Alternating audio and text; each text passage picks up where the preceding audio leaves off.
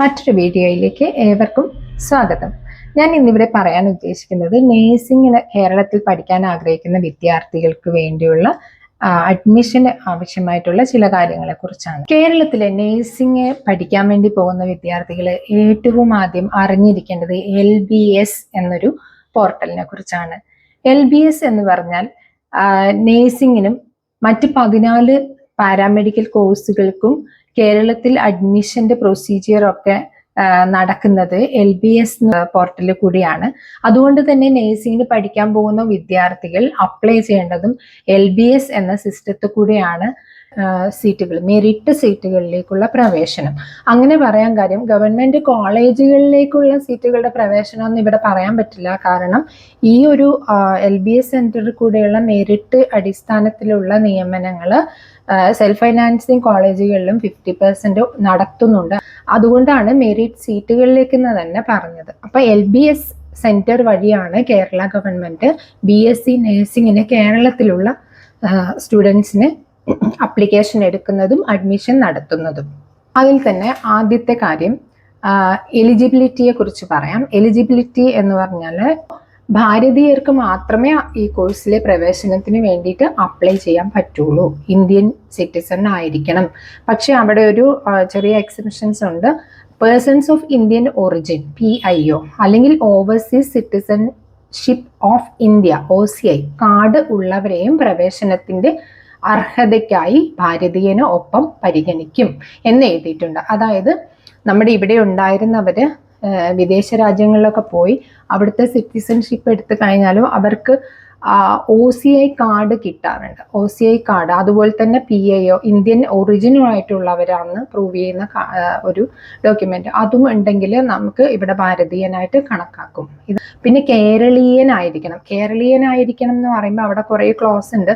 കേരളത്തിൽ ജനിച്ച് കേരളത്തിൽ പഠിച്ച ഒരാൾക്ക്, കൂടുതൽ പേരും അങ്ങനത്തെ ആയിരിക്കും നമ്മളിവിടെയുള്ള അപേക്ഷകർ. അങ്ങനെയുള്ളവർക്ക് ഒരു പ്രശ്നമില്ല, കേരളീയനായിരിക്കണം. അത് പിന്നെ അവിടെയും കുറച്ച് ക്ലോസ് ഉള്ളത്, കേരള കേഡറിലേക്ക് അലോട്ട് ചെയ്തിട്ടുള്ള കേരളീയരായ അഖിലേന്ത്യാ സർവീസ് ഉദ്യോഗസ്ഥരുടെ കുട്ടികളെ കേരളീയരായി പരിഗണിച്ചിട്ടുണ്ട്. അത് 2008 ഒരു ഗവൺമെന്റ് ഓർഡർ ഉണ്ട്. പക്ഷെ അവിടെ അങ്ങനെയുള്ളവർക്ക് സംവരണ ആനുകൂല്യങ്ങൾ കിട്ടില്ല എന്ന് എഴുതിയിട്ടുണ്ട്. പിന്നെ പറയാനുള്ളത് വിദ്യാഭ്യാസ യോഗ്യതയാണ്. വിദ്യാഭ്യാസ യോഗ്യത BSc നഴ്സിംഗിന്റെ കാര്യമാണ് ഞാനിവിടെ ഫോക്കസ് ചെയ്യുന്നത്. ഫിസിക്സ്, കെമിസ്ട്രി, ബയോളജി അഗ്രഗേറ്റ് 50% മാർക്കോടെ ജയിച്ചവരായിരിക്കണം. ഈ 50% എന്ന് പറയുന്നത് ജനറൽ കാറ്റഗറിയുടെ കാര്യമാണ്. റിസർവേഷൻ കാറ്റഗറിക്ക് 45% മതിയാവും. മാർക്ക് അടുത്ത പൂർണ്ണസംഖ്യയിലേക്ക് നിജപ്പെടുത്തുന്നത്, അതായത് ഡെസിമലൊക്കെ വരുമ്പോൾ അതനുസരിച്ച് അങ്ങോട്ട് കൂട്ടി നമ്മൾ റൗണ്ട് ചെയ്യും. അങ്ങനെ റൗണ്ട് ചെയ്തിട്ടുള്ള 50% മാർക്ക് എന്ന് പറയുന്നത് ശരിയാവില്ല എന്ന് എഴുതിയിട്ടുണ്ട്. കറക്റ്റായിട്ട് കിട്ടണം. വയസ്സ് ഡിസംബർ 31, അതായത് 17 വയസ്സ് പൂർത്തിയായിരിക്കണം. പക്ഷെ 35 വയസ്സ് കഴിഞ്ഞവർക്ക് അപ്ലൈ ചെയ്യാനും പറ്റില്ല. അപേക്ഷാ ഫീസ് ജനറൽ കാറ്റഗറിക്ക് 800 rupees, SC/ST വിഭാഗക്കാർക്ക് 400 rupees. അപേക്ഷാ ഫീസ് എങ്ങനെയാണ് അടക്കുന്നതെന്ന് പറയും. LBS സെന്റർ ഡയറക്ടറുടെ വെബ്സൈറ്റ് വഴി ഓൺലൈനായിട്ട് അപേക്ഷാ ഫീസ് കൊടുക്കാൻ പറ്റും. ഓൺലൈനായിട്ട് കൊടുക്കാത്തവർക്ക് ചെലാൻ എടുത്തിട്ട് ഫെഡറൽ ബാങ്ക് വഴി കൊടുക്കാൻ പറ്റും. ഓൺലൈനായിട്ട് കൊടുക്കുന്നതാണ് കുറച്ച് എളുപ്പം എന്ന് എനിക്ക് തോന്നി. കാരണം ഓൺലൈനായിട്ട് കൊടുക്കുവാണെങ്കിൽ ഉടനെ തന്നെ അടുത്ത ഫോം നമുക്ക് ഫില്ല് ചെയ്ത് പോകാൻ പറ്റും. മറ്റേത് നമ്മൾ ചെലാനെടുത്ത് പിറ്റേന്ന് കൊണ്ടുപോയി അടച്ച് പിന്നെ വന്നിട്ട് അതിനുശേഷം പിന്നെ ബാക്കി പ്രോസസ്സ് പിറ്റേന്ന് ചെയ്യണം. അങ്ങനെയൊക്കെ ഉണ്ട്. അതുകൊണ്ട് അത് കുഴപ്പമില്ല. ഓൺലൈനായിട്ട് അടക്കാൻ മാർഗമില്ലാത്തവർക്ക് അങ്ങനെ ഒരു ഓപ്ഷൻ ഉണ്ടെന്ന് നമുക്ക് സമാധാനിക്കാം, അല്ലേ? അപേക്ഷാ ഫീസ് യാതൊരു കാരണവശാലും തിരികെ നൽകുന്നതല്ല. അപേക്ഷാ ഫീസ് അടച്ചു കഴിഞ്ഞിട്ട് ഇനി നഴ്സിംഗിന് പഠിക്കണില്ല എന്ന് തീരുമാനിച്ചാൽ ആ പൈസ പോയെന്ന് വിചാരിച്ചാൽ മതി എന്നാണ് ഉദ്ദേശിച്ചത്. അപേക്ഷാ ഫീസ് അടക്കുന്നതിന് ഒരു ലാസ്റ്റ് ഡേറ്റ് അവർ തരും. അതിന് മുന്നേ തന്നെ അപേക്ഷാ ഫീസ് അടച്ചിരിക്കണം. മിശ്ര വിവാഹം കഴിച്ചവരുടെ ദമ്പതികളുടെ മക്കൾക്ക് ഏതെങ്കിലും ഒരു പാരന്റ് റിസർവേഷൻ കാറ്റഗറി ആണെങ്കിൽ അവർക്ക് റിസർവേഷൻ കിട്ടും. അതിന് പ്രത്യേക സർട്ടിഫിക്കറ്റ് പ്രൊഡ്യൂസ് ചെയ്യണം എന്നുണ്ട്. അത് അത്രയുമൊക്കെയാണ് ഈ എലിജിബിലിറ്റി ക്രൈറ്റീരിയയിൽ ഉള്ളതും ഫീ സ്ട്രക്ചറൊക്കെ. അടുത്തത് രജിസ്ട്രേഷനും അപേക്ഷാ ഫീസ് കൊടുക്കുന്നതിൻ്റെ പ്രോസസ്സ് പറയാം. രജിസ്ട്രേഷൻ എന്ന് പറഞ്ഞാൽ ന്യൂ രജിസ്ട്രേഷൻ എന്ന ലിങ്ക് ക്ലിക്ക് ചെയ്തിട്ട് നിങ്ങളുടെ പേഴ്സണൽ വിവരങ്ങളൊക്കെ കൊടുത്തിട്ട് രജിസ്റ്റർ ചെയ്യുമ്പോൾ നിങ്ങൾക്ക് ഒരു ആപ്ലിക്കേഷൻ നമ്പർ കിട്ടും, പാസ്വേഡും ID-യും ക്രിയേറ്റ് ചെയ്തിട്ടുണ്ടാവും. നിങ്ങൾ രജിസ്റ്റർ ചെയ്യുമ്പോൾ application number, registration ID, password ഇതെല്ലാം നിങ്ങൾ അതീവ രഹസ്യമായി സൂക്ഷിച്ചു വെക്കേണ്ടതാണ് എന്ന് എഴുതിയിട്ടുണ്ട്. അത് വെച്ചിട്ടാണ് നിങ്ങൾ ഓരോ ടൈമിലും നിങ്ങൾ ഈ പോർട്ടലിലേക്ക് കയറുന്നത്. അപ്പോൾ ഈ പേഴ്സണൽ ഡേറ്റ കൊടുത്ത് രജിസ്റ്റർ ചെയ്ത് കഴിഞ്ഞാൽ നിങ്ങൾക്കൊരു ആപ്ലിക്കേഷൻ നമ്പർ കിട്ടും. ആ ആപ്ലിക്കേഷൻ നമ്പർ വെച്ച് ഉടനടി തന്നെ നിങ്ങൾക്ക് ഓൺലൈനായിട്ട് ഫീസ് പേ ചെയ്യാവുന്നതാണ്. അല്ലെങ്കിൽ നേരത്തെ പറഞ്ഞ പോലെ ചെലാനെടുത്ത് ഫെഡറൽ ബാങ്കിൻ്റെ ശാഖയിലേക്ക് ഫീസ് അടച്ച് പിറ്റേന്ന് വന്ന് ബാക്കി പ്രോസസ്സ് ചെയ്യാവുന്നതാണ്. ഓൺലൈനായിട്ട് തന്നെയാണ് അപ്ലൈ ചെയ്യാൻ പറ്റുള്ളൂ. അല്ലെങ്കിൽ നേരത്തെ പറഞ്ഞ പോലെ ചെലാനെടുത്ത് ഫെഡറൽ ബാങ്കിൻ്റെ ശാഖയിലേക്ക് ഫീസ് അടച്ച് പിറ്റേന്ന് വന്ന് ബാക്കി പ്രോസസ്സ് ചെയ്യാവുന്നതാണ്. ഓൺലൈനായിട്ട് തന്നെയാണ് അപ്ലൈ ചെയ്യാൻ പറ്റുള്ളൂ. ചെല്ലാൻ വഴി ഫീസ് അടക്കുന്നവർക്ക് 24 മണിക്കൂർ കഴിഞ്ഞോ അല്ലെങ്കിൽ പറഞ്ഞ സമയത്തിന് ശേഷമോ വെബ്സൈറ്റ് വഴി ലോഗിൻ ചെയ്ത് ഫീസ് അടച്ച് വിവരങ്ങൾ അതിലേക്ക് കൊടുത്തിട്ട് പ്രൊസീഡ് ചെയ്യാം. തുടർന്ന് ആപ്ലിക്കേഷൻ പ്രോസസ്സ് നിങ്ങൾക്ക് നടത്താം. അപേക്ഷ കൊടുക്കുമ്പോൾ പേഴ്സണൽ ഡേറ്റ, നിങ്ങളുടെ വിവരങ്ങൾ, വ്യക്തിഗത വിവരങ്ങൾ കൊടുക്കണം. ഏജ് പ്രൂവ് ചെയ്യണം. നിങ്ങൾ ഏജ് പ്രൂവ് ചെയ്യുന്ന സർട്ടിഫിക്കറ്റ്, 10th പരീക്ഷയുടെയോ അല്ലെങ്കിൽ ബർത്ത് സർട്ടിഫിക്കറ്റോ, അങ്ങനെ നാറ്റിവിറ്റി സർട്ടിഫിക്കറ്റ് വേണം. റിസർവേഷനോ കൺസെഷനോ ഉണ്ടെങ്കിൽ അതിന് വേണ്ടിയിട്ടുള്ള കാസ്റ്റ് സർട്ടിഫിക്കറ്റ്, കമ്മ്യൂണിറ്റി സർട്ടിഫിക്കറ്റ്, അങ്ങനെയൊക്കെയുള്ള നോൺ ക്രീമി ലെയർ അങ്ങനെയൊക്കെയുള്ള സർട്ടിഫിക്കറ്റുകളൊക്കെ ഏതാ നിങ്ങൾക്ക് ആപ്ലിക്കബിൾ അത് വേണം. എല്ലാ സർട്ടിഫിക്കറ്റുകളും പ്രോസ്പെക്ടസിൽ ഉൾക്കൊള്ളിച്ചിട്ടുള്ള ഫോമാറ്റിൽ തന്നെ വേണം. ഇവിടെ പറഞ്ഞിട്ടുണ്ട് ഫോമാറ്റ്. പിന്നെ നിങ്ങൾക്ക് ഈ ഡിസ്ട്രിക്ട് പദ്ധതിയിലൂടെ ലഭിക്കുന്ന സർട്ടിഫിക്കറ്റുകൾ ഉപയോഗിക്കാവുന്നതാണ്. അതാത് ആൾക്കാർ അവർക്ക് പ്രത്യേകമായിട്ടുള്ളൊരു ക്രൈറ്റീരിയ ആയതുകൊണ്ട് പ്രത്യേകം നോക്കണം. ഇനി അപേക്ഷ ഫോമിന്റെ പ്രിന്റ് ഔട്ട് ഒരു കാരണവശാലും LBS സെന്ററിലേക്ക് അയക്കേണ്ട ആവശ്യമില്ല. ഓൺലൈനായിട്ട് തന്നെ മാത്രമേ അപേക്ഷ സമർപ്പിക്കേണ്ട ആവശ്യമുള്ളൂ. ഇത്രയും കാര്യങ്ങൾ പറഞ്ഞു കഴിഞ്ഞാൽ അടുത്തതായിട്ട് എങ്ങനെയാണ് റാങ്ക് ലിസ്റ്റ് പ്രിപ്പയർ ചെയ്യുന്നതെന്നുള്ളത്. BSc നഴ്സിംഗിന് വേണ്ടി റാങ്ക് ലിസ്റ്റ് ഇതുവരെ പ്രിപ്പയർ ചെയ്യുന്നത് ഇൻഡെക്സ് മാർക്കിന്റെ അടിസ്ഥാനത്തിലാണ്. ഇൻഡെക്സ് മാർക്ക് എങ്ങനെയാണ് കാൽക്കുലേറ്റ് ചെയ്യുന്നതെന്നുള്ളത് പറയാം. അപ്പോൾ ഞാൻ പറയാൻ വിട്ടുപോയൊരു പ്രധാന കാര്യം പറയാം.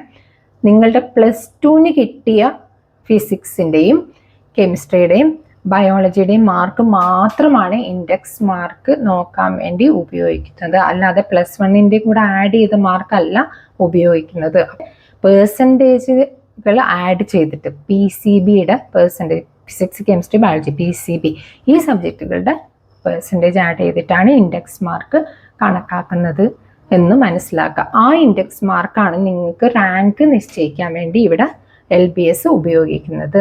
ഓരോ സബ്ജക്റ്റിൻ്റെയും പേഴ്സൻറ്റേജ് മാർക്ക് കാണണം. നിങ്ങൾക്ക് 120-ലാണ് മാർക്ക് +2-ന് ഇട്ടിട്ടുണ്ടെങ്കിൽ ഇപ്പോൾ 90 മാർക്കാണ് 120-ൽ, 90 ഔട്ട് ഓഫ് 120 ആണെങ്കിൽ അതിൻ്റെ 100-ലാക്കണം. അതായത് അതിനാണല്ലോ നമ്മൾ പേഴ്സൻറ്റേജ് എന്ന് പറയുന്നത്.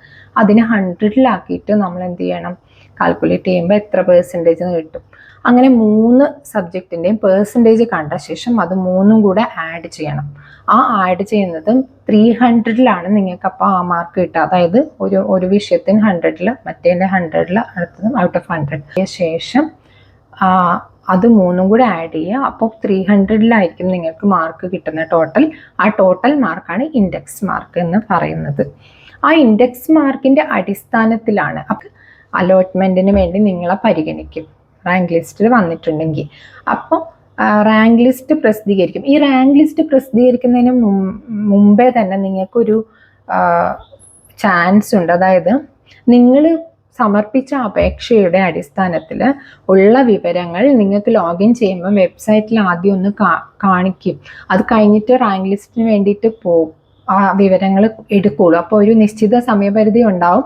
ആ റാങ്ക് ലിസ്റ്റ് ഇടുന്നതിന് മുന്നേ ഉള്ള കുറച്ച് കാലയളവ് നിങ്ങൾക്ക് ആ കൊടുത്ത വിവരങ്ങളനുസരിച്ച് ഇവർ പ്രിപ്പയർ ചെയ്തിരിക്കുന്ന ഇൻഡെക്സ് മാർക്കും കാര്യങ്ങളൊക്കെ കറക്റ്റ് ആണോ എന്ന് പരിശോധിക്കാനുള്ള ഒരു സമയം നിങ്ങൾക്ക് തരും. ആ സമയത്തിനുള്ളിൽ നിങ്ങൾ കറക്ഷൻ അവിടെ പറഞ്ഞിട്ടുണ്ടാവണം. കറക്ഷന് വേണ്ടി കൊടുക്കാനുള്ള ഓപ്ഷൻ ഉണ്ട്. അത് നിങ്ങൾ കറക്ഷൻ ഉണ്ടെങ്കിൽ അവിടെ അറിയിക്കണം. അത് കറക്ഷൻ പറഞ്ഞിട്ടില്ലെങ്കിലോ അത് തന്നെ വെച്ചിട്ട് ആ ഡേറ്റ തന്നെ എടുത്തിട്ടായിരിക്കും റാങ്ക് ലിസ്റ്റ് ഉണ്ടാക്കുന്നത്.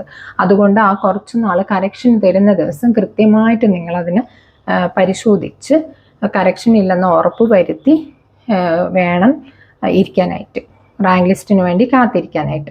അപ്പോൾ റാങ്ക് ലിസ്റ്റ് വന്നു കഴിഞ്ഞിട്ട് പിന്നെ പറഞ്ഞിട്ട് കാര്യമില്ല. നിങ്ങളുടെ എന്തെങ്കിലും തെറ്റുകൊണ്ട് നിങ്ങൾ റാങ്ക് ലിസ്റ്റിൽ വന്നില്ലെങ്കിൽ പിന്നെ നിങ്ങൾക്ക് വിഷമാവും. അതുകൊണ്ട് അതൊക്കെ ശ്രദ്ധിക്കുക. റാങ്ക് ലിസ്റ്റ് 1ലാണ് BSc നഴ്സിംഗിൻ്റെ വരുന്നതെന്ന് ഞാൻ പറഞ്ഞു. അത് കഴിഞ്ഞിട്ടാകുമ്പോൾ റാങ്ക് ലിസ്റ്റ് ഉൾപ്പെട്ടിട്ടുണ്ടെങ്കിൽ നിങ്ങൾക്ക് ആ ഓപ്ഷൻ കൊടുക്കണം അലോട്ട്മെൻറ്റിന്. അപ്പോൾ അലോട്ട്മെൻറ്റിന് ഓപ്ഷൻ കൊടുക്കാമെന്ന് പറഞ്ഞാൽ നിങ്ങൾക്ക് ഏറ്റവും ഇഷ്ടമുള്ള കോളേജ്, ഏറ്റവും ഇഷ്ടമുള്ള പഠിക്കേണ്ട സ്ഥലം ആദ്യം കൊടുക്കുക, പിന്നെ അതിനനുസരിച്ച് കൊടുക്കുക. നിങ്ങളുടെ ഓപ്ഷൻ കൊടുക്കുന്നതും ഇൻഡെക്സ് മാർക്കും കൂടെ കൂട്ടിയിട്ടാണ് നമ്മൾ അലോട്ട്മെൻറ്റ് ഏത് സ്ഥലത്തേക്കാണ് കിട്ടുന്നതെന്നുള്ളത് ഡിസൈഡ് ആവുന്നത്. അതുകൊണ്ട് ഓപ്ഷൻ കൊടുക്കുമ്പോൾ തീർച്ചയായിട്ടും നിങ്ങൾക്ക് ഏറ്റവും ഇഷ്ടമുള്ളത് ക്രമത്തിൽ കുറഞ്ഞു വരുന്ന ക്രമത്തിൽ നിങ്ങൾ കൊടുക്കണം, ഓപ്ഷൻ കൊടുക്കണം. ഓപ്ഷൻ കൊടുക്കുന്നത് ഒറ്റൊരു കോളേജ് എനിക്ക് ഇഷ്ടമുള്ളൂ എന്ന് പറഞ്ഞാൽ ഒറ്റൊരു സ്ഥലത്ത് കൊടുത്താൽ നിങ്ങൾ അടുത്ത പ്രാവശ്യം ചിലപ്പോൾ നിങ്ങൾക്ക് ആ മാർക്ക് കയറി പോയില്ലെങ്കിൽ നിങ്ങൾ അതിൽ നിന്ന് ഔട്ടായി പോകും. അതുകൊണ്ട് തന്നെ മാക്സിമം ഓപ്ഷൻസ് കൊടുക്കാൻ ശ്രമിക്കുക. കാരണം അതിൽ ഇൻക്ലൂഡഡ് ആയിട്ടുണ്ടെങ്കിൽ നിങ്ങൾക്ക് അടുത്ത അലോട്ട്മെൻറ്റിൽ ചിലപ്പോൾ ഇഷ്ടമുള്ളിടത്ത് കിട്ടാൻ സാധ്യതയുണ്ട്.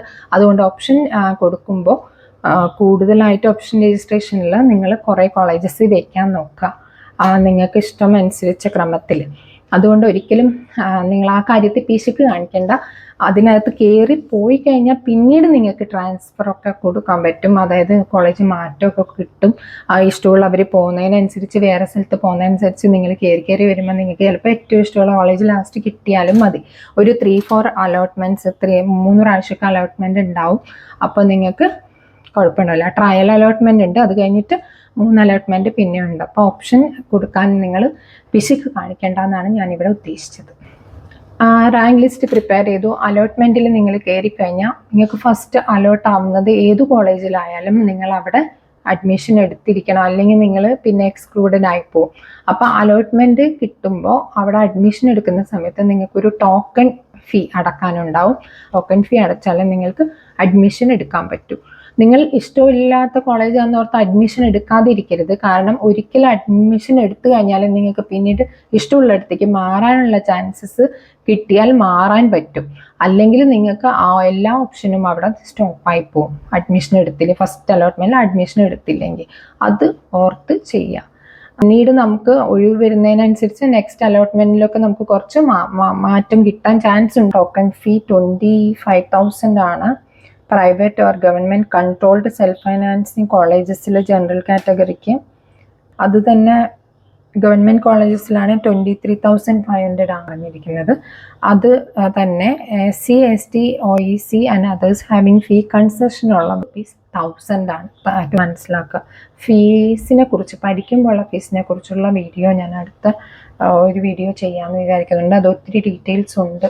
അത് നോക്കിയിട്ട് അടുത്ത ഒരു വീഡിയോ ഫീ സ്ട്രക്ചറിനെ കുറിച്ചും ബാക്കി റിസർവേഷൻ കാറ്റഗറീസിനുള്ള കൺസെഷൻസിനെ കുറിച്ചൊക്കെ ആയിട്ട് അടുത്ത ഒരു വീഡിയോ ചെയ്യാം. അതുവരേക്കും നമസ്കാരം.